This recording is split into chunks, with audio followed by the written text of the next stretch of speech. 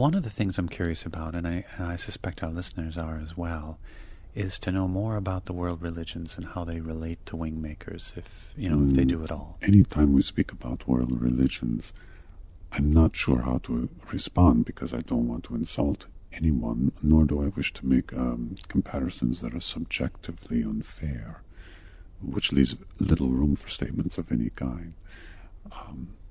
All I will say is that people can find their higher selves and activate their higher connections to Spirit and God through most of the religious and spiritual movements on earth.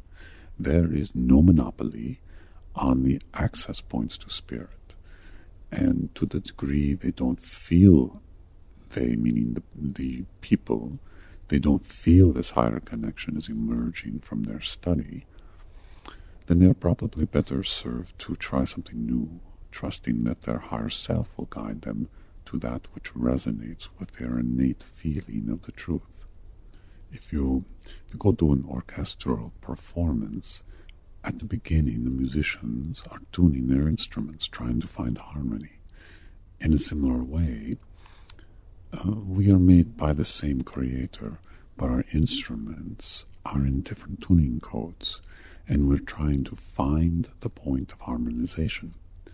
We're all tuned differently through our experience, genetic predispositions, education, and yes, I suppose religion and cultural conditioning play a decisive role as well. World religions compete more than they seek to harmonize, and as I've said before, the key is activation of the connection between the ego personality, the higher self, and the animating spirit that flows between them. Once this activation occurs, what religion you are is quite academic, much the same way it doesn't matter what your citizenship is when you visit outer space. Mm-hmm. Yeah, that's good. Interesting analogy. The question I see in the subtext of the email linked to religion is the confusion that all of these different spiritual paths have on the individual as they try to, figure out which one is best for them. Yes, I understand, but seekers are yet looking outside themselves. They seek what they sense they lack within, in part because religion and culture tell them that they lack this ability and require intermediaries like priests and ministers, rabbis, or spiritual teachers to find their way. The pathways of spirit only appear confusing from the inside looking out, and this is because the materials that are strewn before the typical seeker are confusing. One path tells you you're a sinner. Another path tells there's no such thing. One path tells you to breathe this way with this posture. Another says pray in this form. One path says the end is near. Another says we're just born in the Spirit of God. It's a time of new beginnings. So can all of these things be true at the same time? It becomes equally confusing as you enter the scientific domain. Not too long ago there was magic and wonder in the world, and then Newton and others came along, and the mechanistic universe was unveiled, and magic left our culture and stood on the fringes like an orphan. And now like the prodigal son, magic has returned in the form of quantum physics. On the one hand, religion defined magic in the formulations of its leaders so as to manipulate the masses. On the other hand, science, eschewing magic, distilled our universe to the nuts and bolts of a mechanism in which our specialness as a species was just sort of like taken out of the equation. For example, we're 99% the same as an ape. We're not the center of the universe, and so forth. All of these theses or points of view, world views, influenced, and they became larger, and we became smaller, less significant. In a sense, the quantum world came to our rescue as we became aware of just how little we know about the universe. This was an activation for the species as a whole that most people do not truly understand, because humanity was beaten down with a mechanical, uncaring universe and an invisible God. But then we discovered how we are all connected. The basic mechanics were anything but mechanical. They were magical, indeed inexplicable.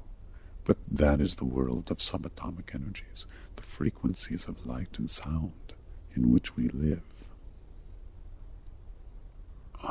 I realize I got off track a bit, but the impression I want to leave is that I have great sympathy for the seeker and their confusion. It's well found. Yeah. So what should people do in the midst of their confusion? I mean, what should they do to get clear? The best place to start when trying to begin again is to simplify. This is a literate world where words rule the mind. The spirit behind the words is key. It is more important than the words. Most seekers draw confusion to themselves because they compare the words written or spoken by spiritual teachers, or worse yet, they compare the interpretations of the words from spiritual teachers. Language was invented to facilitate trade and barter, commerce, and later culture. Language of our world is a third-dimensional construct that is misleading and imperfect. So with words, be careful. I'll give you an example. I can tell you the core truth in as little as 2 sentences. Here it goes. Just as the sun is the presence of God in our collective universe, you are the presence of God in your local universe.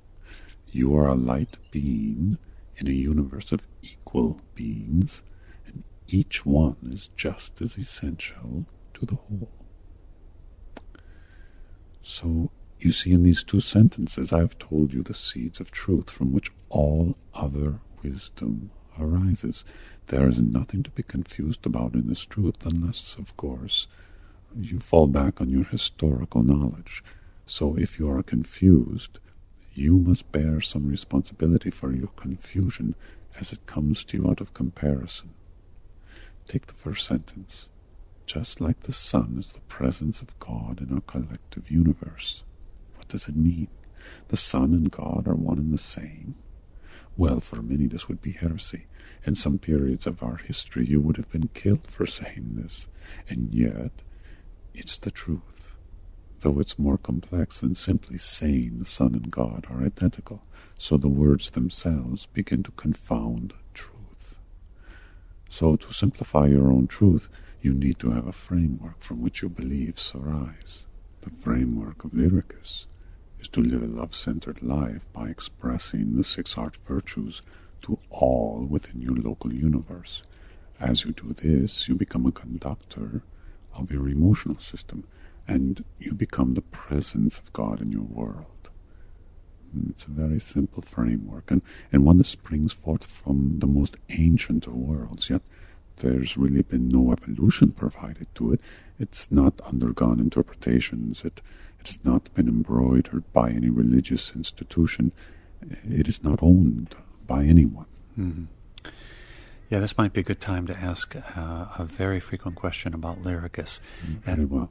But let me add something to your last question first. The world is not without paradox and complexity. It has plenty of both. The seeker in today's world is being overwhelmed by many, many stressors. The economy, their job, their family, their relationships, even their roles as mother, father, daughter, son, or husband or wife.